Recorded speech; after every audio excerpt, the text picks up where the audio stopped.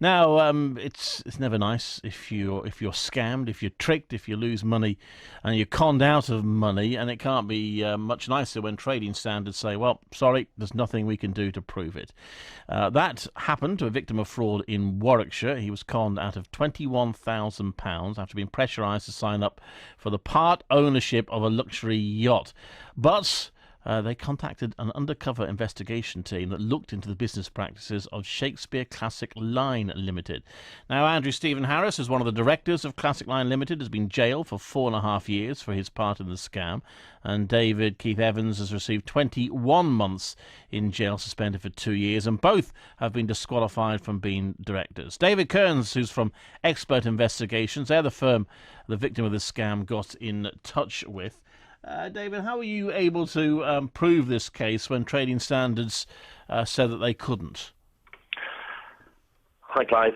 Basically, what happened was one of the victims had gone to the law enforcement and trading standards, having believed that they've been subject to this fractional selling scam, a bit like timeshare, and basically went with the information that they had got, and they were rejected by trading standards with regards to the investigation.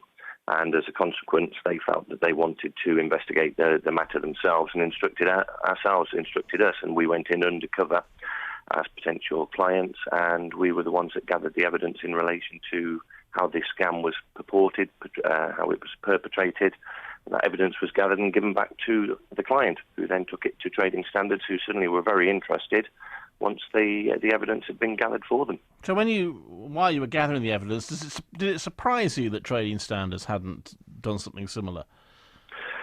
No, unfortunately not. We're a nationwide commercial investigation company, and we deal on a daily basis with ID and commercial frauds and thefts within organisations. And unfortunately, there isn't the appetite for the police service and the trading standards to take on a lot of these cases. The reasons being they've got budget constraints and lack of training abilities to be able to conduct the investigations. Commercial crime is quite often deemed as being a victimless crime and doesn't fall on the Home Office goals and objectives.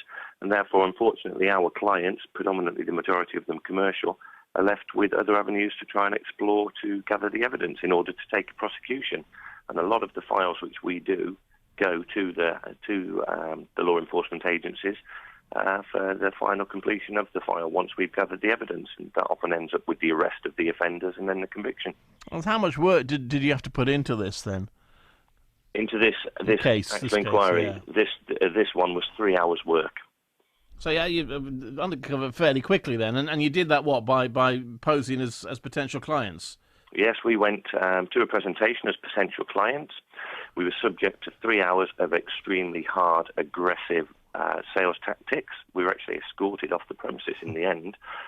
It's a very confrontational arena to be in, and we covertly recorded it with a car key fob and a covert camera that's built into a handbag. And so we were able to gather all of the evidence of the commission of the offence, which actually left it very, very difficult for the offenders to mount a defence, because it's all recorded there, and there's a prima facie case of offences, and primary evidence has been obtained. A bit like rogue traders, then. Well, it is. It's a simple. It's as simple as that. Yes, it's going in there and gathering the evidence lawfully, and then presenting it. But of course, for us, it was 3 hours. It was one afternoon of a presentation. We then we did witness statements to what we had done. We put the evidential package together, and it was quite a simple, straightforward inquiry.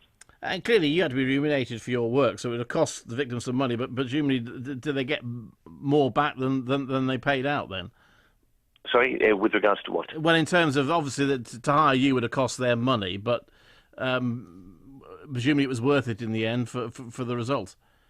Well, absolutely. That inquiry from the client to us was just a couple of £100 because of the pricing structure that we have, but they were in a position where they were losing £21,000, and in fact the fraudsters were convicted for the total case was £7.5 million that they have abstracted fraudulently via fraudulent fractional selling, and there's no two ways about it. Had we not conducted the investigation and our client passed the information to trading standards, these individuals would be still running their business now, fraudulently. David, thank you very much indeed. David Kearns from Expert Investigations, who managed to gather the evidence that resulted in these con men being convicted.